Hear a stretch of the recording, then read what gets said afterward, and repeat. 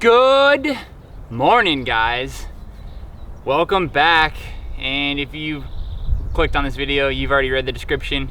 You want to know what we're talking about. I'm just gonna jump right to it. Here we have it, the all new 2021 Epic. This is in the 100mm platform, 100 up front, 100 in the rear. This is the Epic Pro model, minus the axis dropper. This is an addition that I've put on. What a machine, right?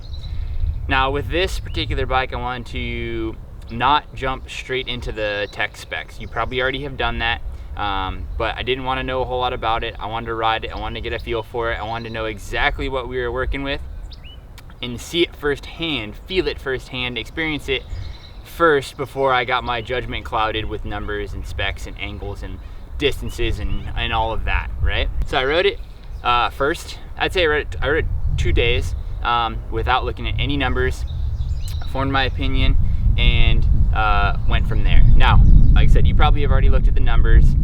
The first thing you're gonna look at, it's more slack, it's more long, it's more low. Oh man, it must ride like a trail bike and it probably pedals like a pig.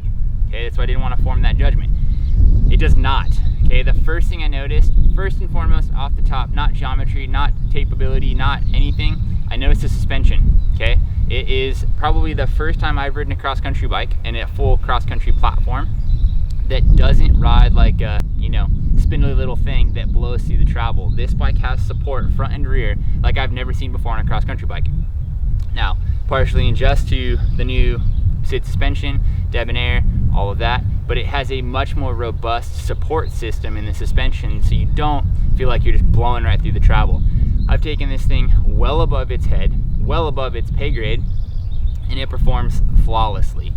You can push this bike a lot harder than you think, and this is the full race package. Yes, it's longer in the reach, it's longer in that front to center measurement, that top tube length is longer. So you're probably thinking, well, it means it's gonna get slower, it's gonna pedal more piggish. Again, not. Combating the steering is a short stem, so 75mm stem. Where we would traditionally have a 90mm stem for my size, I'm riding a 75, an inch shorter. And what that's gonna do is give me a lot more maneuverability, quicker handling. That steering axis is shorter, my reach is closer, yet it's the same distance fit-wise because that front end is longer in center.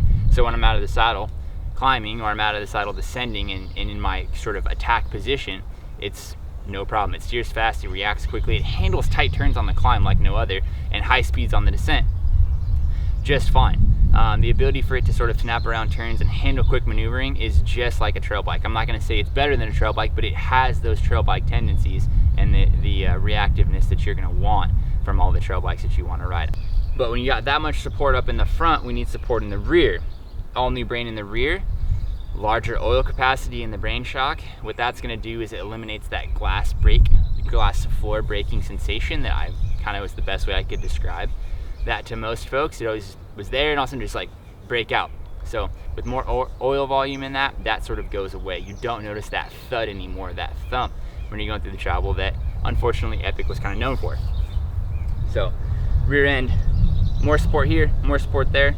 It's got to translate to more stiffness here. This bike is about 25% stiffer in the rear end through the linkage. In fact, even on the S-Works edition, you're gonna get a carbon main link attached to that shock.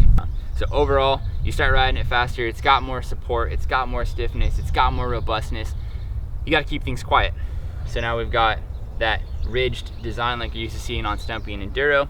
For that chainstay protector, it's super quiet. You run it with a wireless system like this and you've only got 2 cables. The bike is silent. It's incredible how quiet this bike is on the trail. Bike's quiet, bike's more robust, bike's more capable. It still is 100mm of travel, so what else is there, right?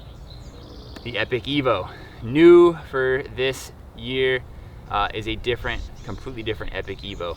Not this bike with just a 120 fork on it. We're going to a brainless Epic, or brainless frame in the rear, no brain. It goes to the new SID Lux rear shock from RockShox. It's 110mm rear travel. It also eliminates this linkage, and it goes to the traditional 6-pack linkage that you're familiar with on a stump jumper. It's a different rear triangle, does not have the brain in the rear. You're probably gonna ask, well, can I convert one to the other? Can I go Epic to Evo and Evo to traditional Epic? No, so you're gonna wanna commit to what you wanna ride right off the bat. okay? Are you gonna be racing a lot? You're gonna want this bike. Not racing so much, maybe once or twice, you're gonna want the Epic Evo. This bike is slack. For a cross-country bike, 67-degree head tube angle is very, very slack. But you go to that Epic Evo and you go to a 66 and a half degree head tube angle and a flip chip in the rear shock to give you both capabilities. That's a very, very, very slack cross-country bike. In fact, it's as slack, if not more slack, than where my stump jumper was a couple years ago when I was riding it in Downeyville with a 140 set up on the front. I'm thoroughly enjoying this bike, and every time that I spend on it, I just get a smile and grin. It's a KOM killer, crusher. So that's my opinion. It rides fast, it rides really well. I really like it. Not too many tech specs. There's a couple angles in there, but it's got more support. It pedals faster, it climbs faster, descends faster, it's lighter. It's what you want in a bike, right? Yes, it's not a trail bike. Yes, I know trail bikes are where it's at, supposedly, but this downcountry game is where I'm at. It's what I enjoy. If you're watching this, it's probably what you enjoy too. And this thing is a crusher. Decide what you want, Epic Evo. I love them both, they're a blast, but I really like it in the 100mm platform. It just is so much fun.